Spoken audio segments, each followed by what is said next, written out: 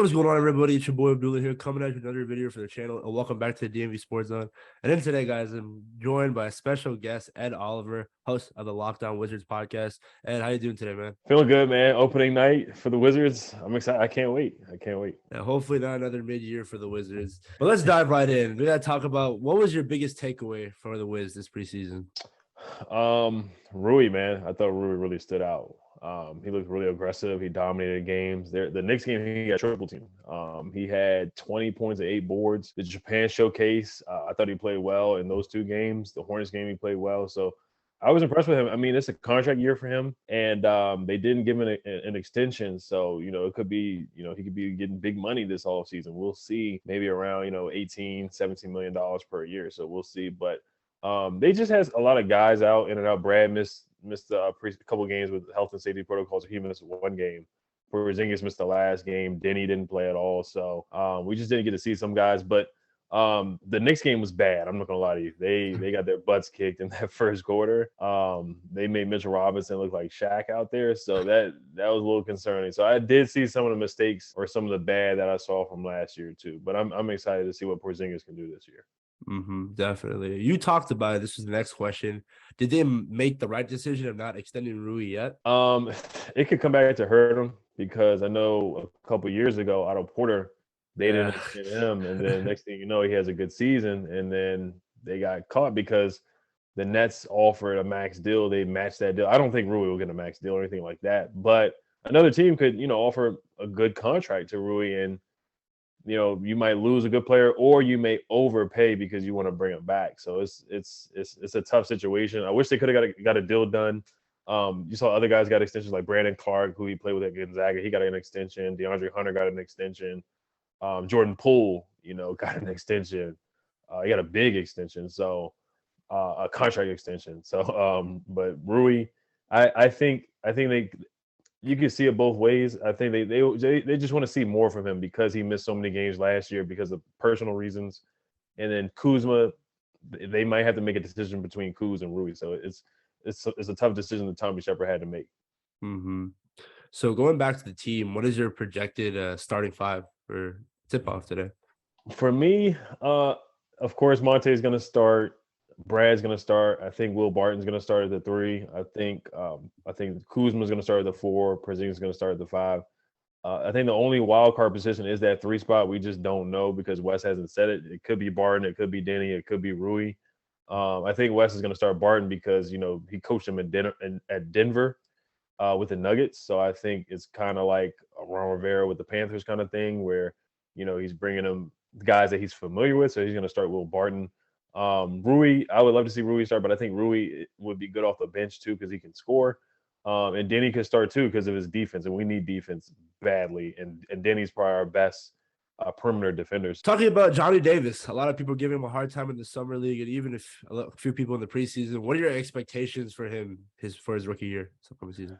Not much, to be honest. I think it's a redshirt year. It's basically like your freshman year where you just don't play much. I mean, you look at his freshman year in college. He did play at Wisconsin. He got playing time. He averaged 8 points a game, which is not bad. But I think this year, he's going to be behind Bradley Beal. When Corey Kispert comes back from his injury, his sprained ankle, he's going to get minutes at the shooting guard position. So I just don't see much from Johnny. Johnny struggled in the preseason. He shot 2 for 21 in the preseason, which is it's hard to even shoot that bad, but he did. But defensively, he tried. I love the effort that he gave defensively. Diving on the floor, deflection, steals, rebounding the ball. I thought he did everything else, but he did everything but score.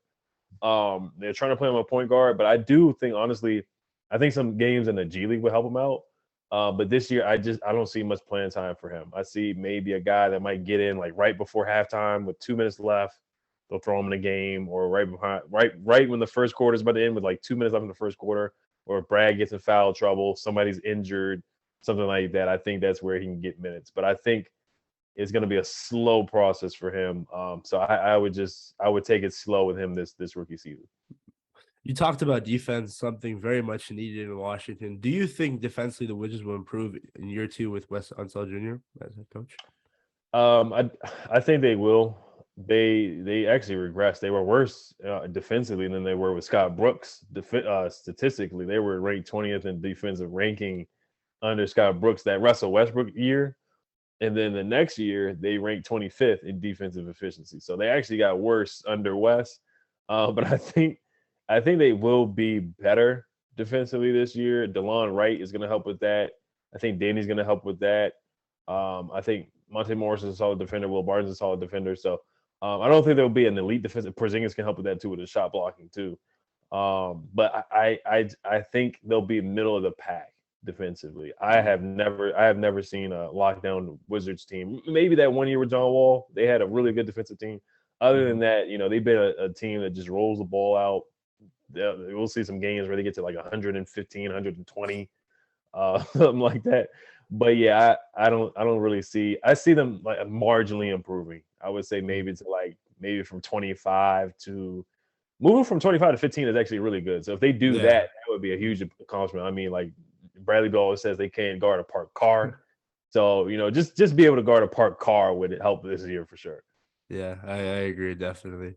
So talking about the duo in Washington with Bradley Beal and Kristaps Porzingis, if they stay healthy, hopefully, how do they stack up against the rest of the NBA? It's tough, man. You look last night. You look at the Celtics. You look at the Sixers. The Celtics look good, even though they have they had their interim coaching the Celtics. They still look like they haven't dropped off much at all.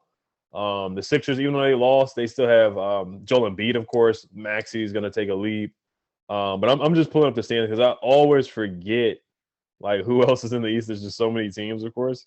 But yeah, I mean, Boston, they're going to be better. They have a better roster. I'll just say they have a better roster. Miami has a better roster. Giannis with the Bucks, that's a better roster. The Nets with Kyrie and KD, you don't know what they're going to do. We don't know what you just don't know mentally what's going to happen with Ben Simmons and whatnot.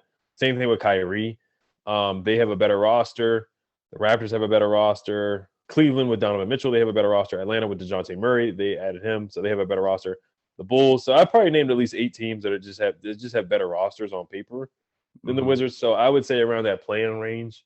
Porzingis has to stay healthy. He has to give you at least 65 games. Bill has to give you at least 65 games.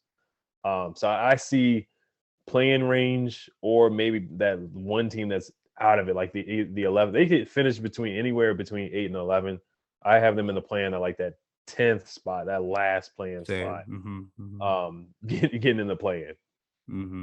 So with all these young guys on this team, out of all of them, who do you see making a leap this year? That's a good question. I got Rui, man. Rui's been playing really well in the preseason, and Bradley Beal said he's been really impressive in practice. Bradley Beal has raved about him in interviews. They had a mini camp in LA this summer, and all the players said nothing but good things. They said Rui's just really shown confidence this year, and I think this is he had a full all season this year. He's not going to miss any games due to personal reasons. He had a groin injury. Rui's a baller, man. The only thing is just defensive rebounding that he's got to improve on.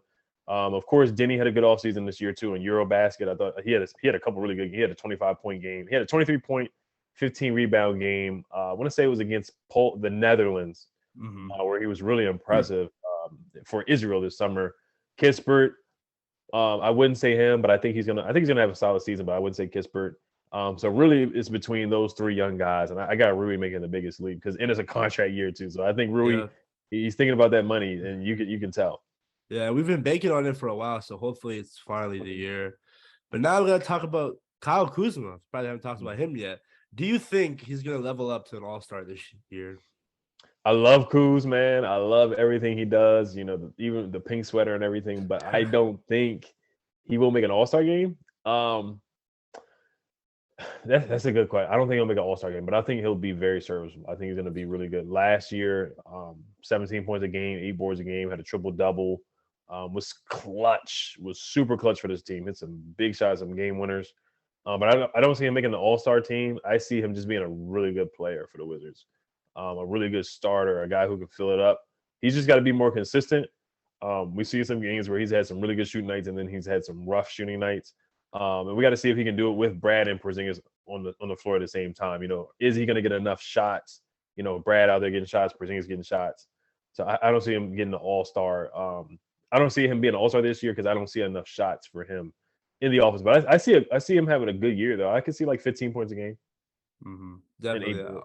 Yeah, it would be nice if he was an all-star because Yeah. every year this man has too many haters, and if he would definitely shut them up. And I know maybe it's well deserved because of the clothing, but on the court he's a baller. So, talking about Wes Unseld Jr., what are some things you want to see from Coach Wes in his second year?